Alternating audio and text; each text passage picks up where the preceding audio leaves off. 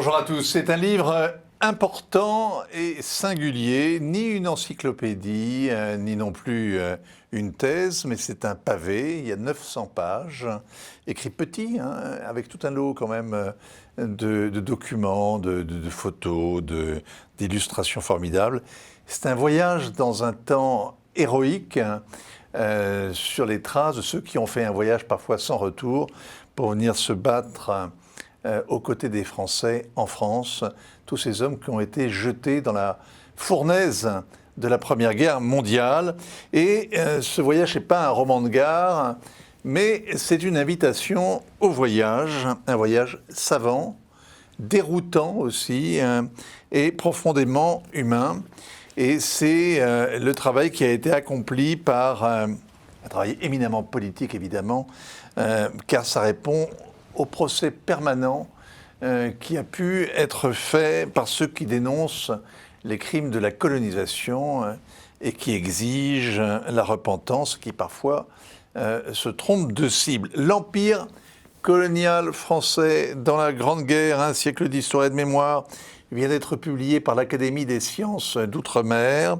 Il reprend les communications faites à l'occasion du centenaire de la Grande Guerre, une cinquantaine d'auteurs livrent là le fruit de leurs travaux.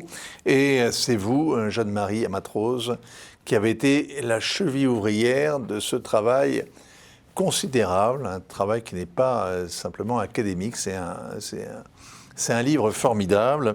C'est votre monument aux morts, en fait. C'est une belle expression. Je n'avais pas encore fait cette association, mais en tout cas, il pèse son poids de marbre. Un monument d'hommage. Oui. Je l'ai conçu comme cela, un monument d'hommage et un monument historique. Au temps où les interprétations sont qualifiables, parfois de douteuses, j'ai voulu revenir à l'histoire, j'ai voulu analyser les faits en faisant appel à des spécialistes dans chacun des domaines du livre, puisque c'est un livre pluridisciplinaire. Et j'avais comme objectif de parler de la Grande Guerre dans les différents domaines touchés par cette Grande Guerre. D'où effectivement une succession de parties qui traitent des différents aspects de l'engagement des troupes de l'Empire dans la Grande Guerre. Alors, en couverture, on voit qu'il y a un tirailleur marocain, un infirmier malgache, un chasseur d'Afrique, un spahi algérien, un zouave alsacien, un tirailleur sénégalais évidemment, un tirailleur tonkinois, un artilleur martiniquais, un Somali, il s'appelle Ahmed Abokob, il est de Djibouti, on ne sait pas exactement dans quel régiment il servait. Et ça montre l'extraordinaire diversité de ces hommes qui ont été engagés sur le front. Une question d'abord personnelle, est-ce que dans votre famille, vos grands-parents ont-ils participé à la guerre? Vous avez une mémoire familiale de la Grande Guerre? Effectivement, cet ouvrage est un concours de circonstances. Ceci n'est pas très original, en ce sens que c'est une somme de facteurs qui ont joué dans un sens positif pour conduire effectivement à engager déjà l'Académie. Je suis membre de l'Académie. Je l'ai présidée en 2013, qui m'a donné une forme d'autorité. C'est ça. Et présidiez cette... Alors, l'Académie, on va en parler. Mais d'abord, votre famille. Alors, ma famille, eh bien, effectivement, je suis d'origine lorraine, précisément meusienne, d'un village qui a été détruit 10 fois depuis sa fondation. C'est important dans la philosophie de la vie de savoir cela, et qui est à quelques kilomètres de Verdun. Donc le champ de bataille de Verdun est pour moi un terrain, je dirais, familier. Et en parallèle de cet héritage familial, ma vie universitaire eh bien, a été faite d'études de la santé des populations dans les terres tropicales. Donc l'association entre ma vie universitaire, mes terrains de recherche universitaires et mon terrain familial, plus 2013, le centenaire qui entre dans l'actualité, eh bien, ça a été, si vous voulez, un carrefour me conduisant à dire qu'il faut absolument que l'Académie s'engage.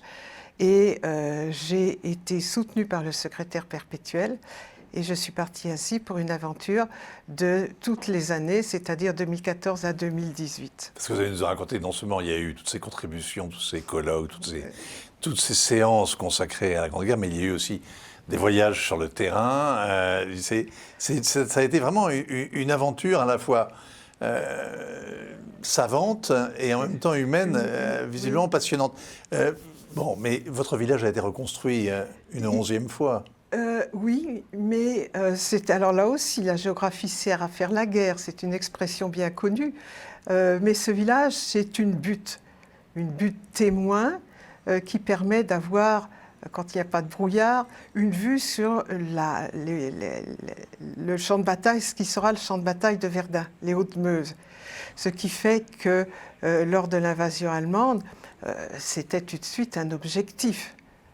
Puisque un des objectifs, effectivement, était d'avancer vers l'Est, et Verdun a toujours représenté un point de fixation des batailles des envahisseurs venus de l'Est. Et du coup, mes grands-parents sont partis le 4 septembre, n'emportant rien avec eux, en se disant on prend la clé, on la perdra, on la laisse, on ne la retrouvera pas. Et les Allemands ont occupé le village pendant 4 ans. Ils ne l'ont pas détruit.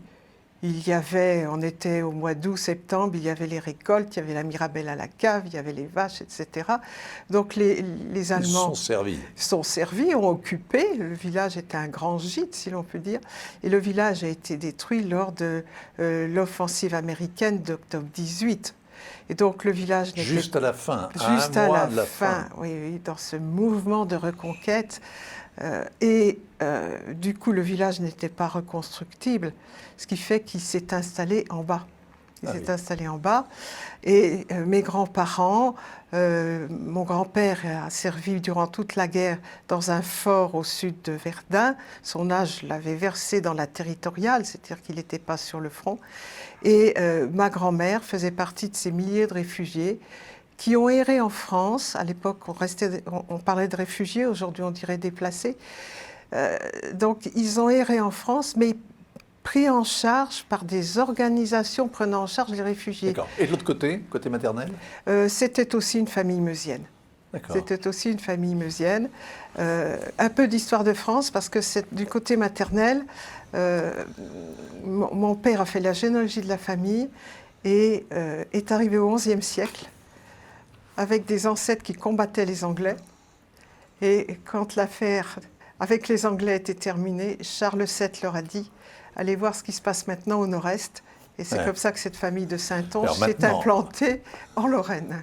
Et maintenant, ils sont donc au pied de la butte et ils ne voient rien venir parce qu'il n'y a plus rien qui viendra, semble-t-il, grâce à la paix universelle on peut le voir. Mais cette paix, j'y tiens. Je vis en paix depuis ma naissance. Oui, c'est vrai que ça tient, c'est l'Europe. Et quand je pense à mes ancêtres... Qu'est-ce que vous saviez, puisque vous avez vécu, vous passez votre horizon mental de l'enfance, c'est cette grande guerre, qu'est-ce que vous saviez de la participation des troupes coloniales ? Assez peu parce que mon père, qui a quitté son village à l'âge de 4 ans, fait partie de cette génération qui parlait très peu de la guerre. Et mon domaine n'était pas l'histoire, mais la géographie. Alors, ce qui est très curieux, c'est que ça paraît très loin, mais en même temps, c'est de moins en moins loin. C'est-à-dire qu'il y a une espèce de réveil de la mémoire, quelque chose qui remonte des profondeurs, notamment sur la participation de toutes ces troupes venues d'Afrique du Nord, d'Asie même. Et quand j'ai souhaité engager l'académie, à ce moment-là, je me suis tournée sur les champs de bataille en regardant les traces de l'engagement des hommes de l'Empire. Et j'ai quelques images qui ont été très fortes pour moi, en particulier en visitant une nécropole du sud de la Meuse. Je parcours les allées et je vois 4 tombes avec stèles, croix, etc. 4. C'est un Malgache. C'est un Africain du Nord, c'est un Africain de l'Ouest et c'est un Indo-Chinois. Quand vous voyez ainsi 4 tombes de soldats qui sont côte à côte aujourd'hui, eh bien c'est une forme d'engagement en leur mémoire qui se dessine. Et ainsi, des signaux de ces traces, de ces engagements, conduisent à dire il faut en parler, il faut rappeler cette mémoire qui était quand même un petit peu oubliée. Alors on va en parler longuement parce qu'on a un peu de temps. D'abord quand même, parce qu'on a évoqué à l'Académie des sciences d'outre-mer, peu de gens connaissent cet établissement public. C'est une société savante qui a justement été fondée après-guerre par des gens qui voulaient perpétuer, qu'est-ce qu'on peut dire, pas le compagnonnage des tranchées, mais quand même la participation justement, la fraternité d'armes. Oui, qui ont reconnu l'engagement et la part de l'engagement de l'Empire dans la Grande Guerre. Sachant que parmi, effectivement, ces membres fondateurs, nous avons des politiques et nous avons de grands militaires. Alors, il y a parce que parmi les fondateurs, on retrouve Lyotet, Despérès, Joffre, Mangin, Gouraud, les grandes figures, les maréchaux de la guerre de 14. Et puis aussi l'homme qui était le premier secrétaire perpétuel qui a contribué à faire édifier dans le quartier latin la grande mosquée. La grande mosquée. Citons-le, Paul Bourdary, journaliste. Il y a des journalistes aussi. Parce qu'à l'Académie aujourd'hui, on trouve donc des militaires, des universitaires, des médecins et quelques journalistes. Mais le fondateur, le premier secrétaire perpétuel, est un journaliste. Il a souhaité honorer les hommes de confession musulmane disparus, tombés au combat, disparus. Et effectivement, c'est lui qui a impulsé la création, la construction de la Grande Mosquée de Paris. Alors, ça a été dur quand même, parce que votre livre c'était dur, l'enrôlement et la guerre, pour tous, pour tous les soldats, c'est vrai, mais particulièrement pour ceux-là. Le livre, il faut peut-être expliquer comment est-ce qu'il est construit. Chaque année, l'Académie a donc consacré ses travaux, les a mis sous l'appellation générique un thème. Et de même qu'il y a 4 mots pour définir ce que doit faire l'Académie, qui sont servir. Je vous écoute. Servir, écoutez, vous les connaissez mieux que moi, je n'y fais plus attention. Bon, je vais vous aider. Servir, comprendre, respecter et aimer. Et bien de la même manière, l'ouvrage est composé non pas de 4 mais de 5 parties, avec une 6e que l'on vous doit. La première partie, c'est mobiliser. La seconde, c'est produire. La 3e, c'est soigner. Et puis se révolter, résister. Alors on commence. Mobiliser. Comment s'est passée la mobilisation de ces forces de l'Empire au service donc de l'effort de guerre? Elle s'est passée de façon différente selon les territoires, y compris différente selon les années, en fonction d'une forme de proximité du soldat potentiel. Il y avait des Africains du Nord, dès le début des combats, en particulier lors de la bataille de la Marne, il y avait déjà des Africains du Nord. Oui. Fin 14, il y avait des Sénégalais qui se sont d'ailleurs battus courageusement dans la boue, le froid de la Flandre belge lors de la conquête à la mer, de la course à la mer. Oui. Les Indochinois sont venus un petit peu plus tardivement, etc. Alors, ce recrutement, il y a différentes versions. On parle de volontaires. Il y a des chapitres ici qui montrent bien qu'on ne peut pas parler de volontaires. Alors, attendez, le contre-exemple, d'abord, c'est la lettre « Mon cher Natter », par lequel s'ouvre l'ouvrage, avec la photocopie, donc d'une lettre envoyée par un malgache. Un ami. Oui, et qui, donc, explique pourquoi il s'enrôle. Oui. Et il va y rester. Il y restera, effectivement. Alors, cette lettre, quand je l'ai eue en main, par l'intermédiaire du président de la Société des Amis du Musée de l'Armée. Et quand je l'ai lue, c'est comme quand j'ai découvert les 4 tombes dans la nécropole du sud de la Meuse. Ce sont des éléments, je dirais événements, qui vous motive effectivement pour faire quelque chose de magnifique en hommage. Et ce Malgache, il est tout juste majeur, il est à Paris au moment de la déclaration de guerre, et il dit, bien voilà, il écrit à un ami français, il lui dit, je suis majeur, ma famille n'a rien à me dire, je m'engage pour défendre la mère patrie. Oui. C'est une lettre. Prouver mon attachement entier. Mon attachement et ma reconnaissance. Et ma reconnaissance. Ce sont des mots aujourd'hui qu'une certaine génération aurait certainement du mal à entendre et peut-être même à comprendre. À comprendre peut-être, à entendre pas forcément. Oui. L'attachement, la reconnaissance, c'est de l'histoire oubliée.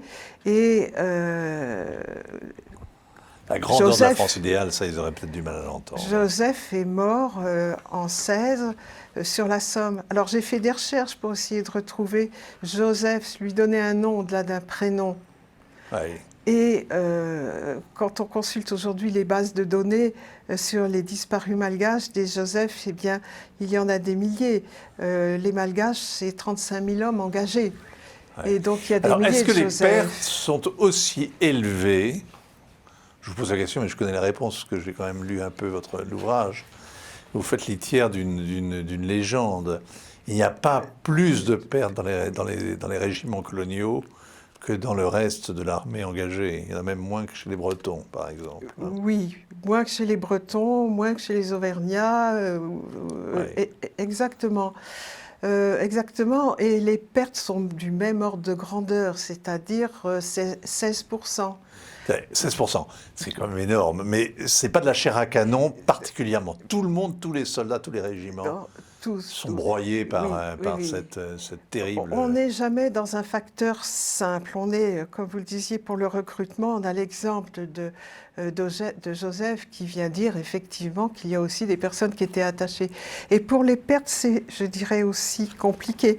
Et par exemple, les Guadeloupéens, c'est 13%.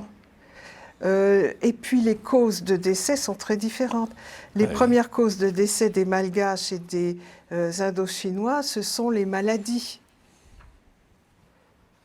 Donc tout est complexe et il ne faut pas faire une histoire réductrice. Sur les maladies, je vous recommande le chapitre sur les maladies vénériennes et sur la prostitution à l'arrière, qui vous révèle l'évolution des mentalités en fait et des mœurs pendant l'accélération incroyable que donnent les guerres, non seulement à la technique, mais aussi l'affranchissement des hommes et des femmes de leur milieu habituel, peut-être. Tout à fait. Et dans ce domaine du chapitre consacré à soigner les contingents d'outre-mer, je ne l'ai pas trop développé ici, mais la guerre a conduit à des progrès sanitaires considérables. En chirurgie, d'abord. En chirurgie. En hygiène. En hygiène, en vaccination, avec la maîtrise de la fièvre typhoïde. Dans la lutte contre les grandes endémies, en particulier le paludisme qui décimait l'armée d'Orient. Et donc avec le traitement par cette fameuse... Quinine. Oui, c'est formidable. Et alors, il y a une chose qui est une évidence pour tout humaniste, mais qu'il faut quand même dire, c'est que les troupes coloniales étaient soignées comme les autres. Les médecins soignaient les blessés sans faire de différence entre la couleur de la peau, selon la couleur de la peau. Hein. Sans se poser de questions. Un blessé est un blessé. C'est l'éthique minimum d'un médecin. C'est même pas le serment d'Hippocrate, ça. Hein. Oui, tout à fait. Mais on entend dire aujourd'hui qu'il y avait des disparités, etc. Un gueule cassé était soigné comme tout gueule cassé, etc. Il n'y avait pas de circonstances particulières. Alors, ce que je pourrais dire aussi, c'est que ces hommes au combat sur le front étaient souvent mêlés, c'est-à-dire que des régiments étaient mêlés. Il y avait une telle hécatombe qu'au départ, effectivement, il y avait des bataillons, des régiments bien constitués. Et puis, dans l'urgence des pertes, il faut recomposer très rapidement ces régiments, ces bataillons.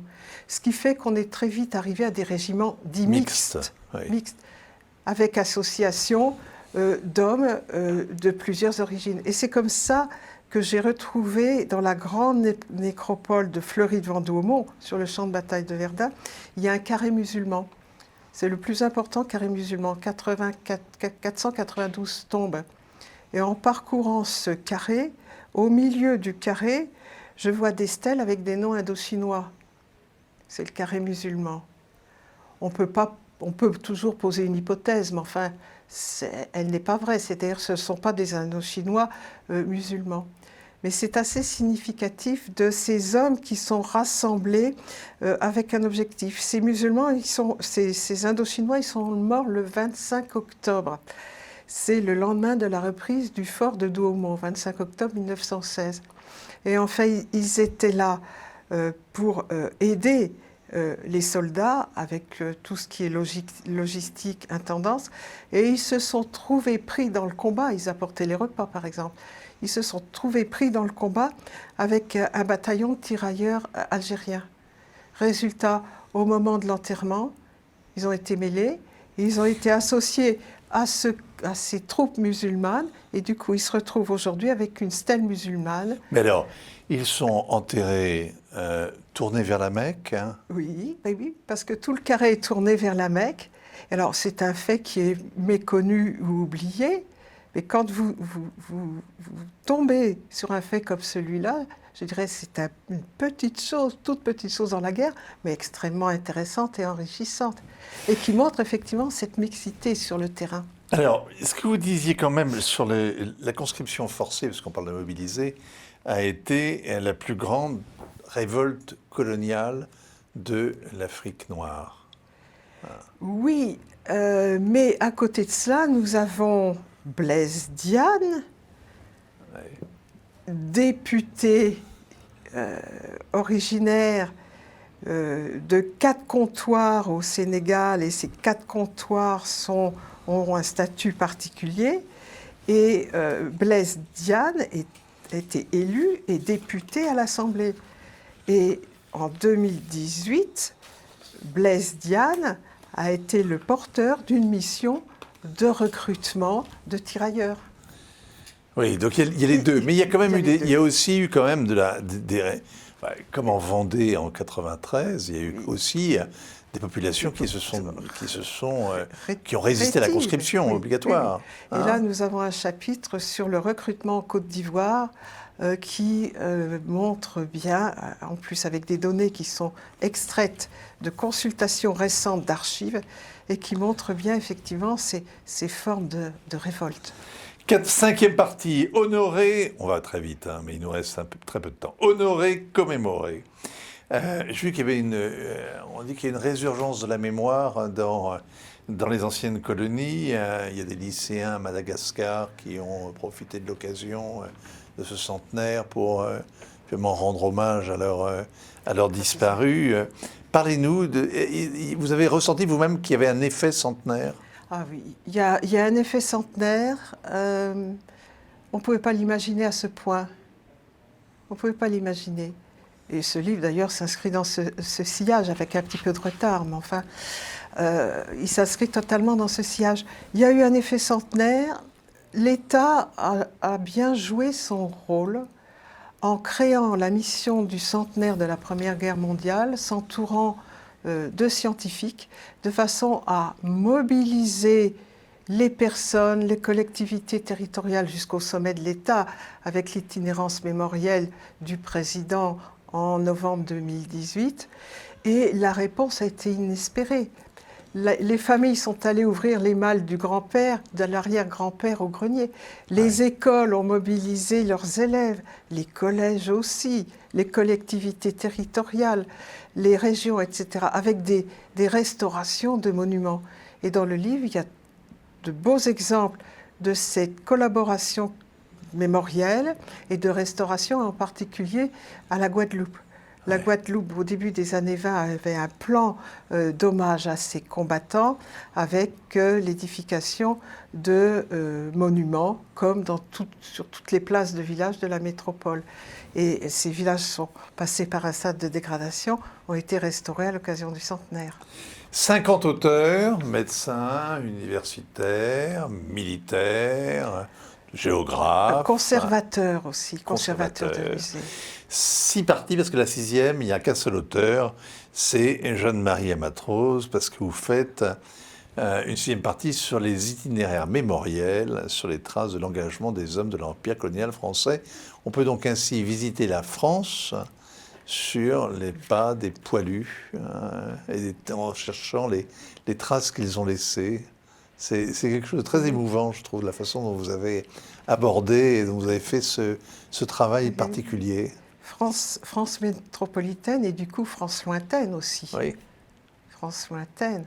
J'ai retrouvé dans la nécropole qui est au pied de combats extrêmement féroces de 1915 à Vauquois en Argonne, j'ai retrouvé la tombe d'un combattant du Pacifique dont le nom est gravé sur le monument aux morts de Papeete. Extraordinaire. C'est bien de le relever, de le remarquer. L'Empire colonial français dans la Grande Guerre, publié par l'Académie des sciences d'outre-mer. Merci à vous, Jeanne-Marie Amatrose. Bravo pour ce travail. Merci. L'info continue, l'histoire aussi, sur Télé Sud.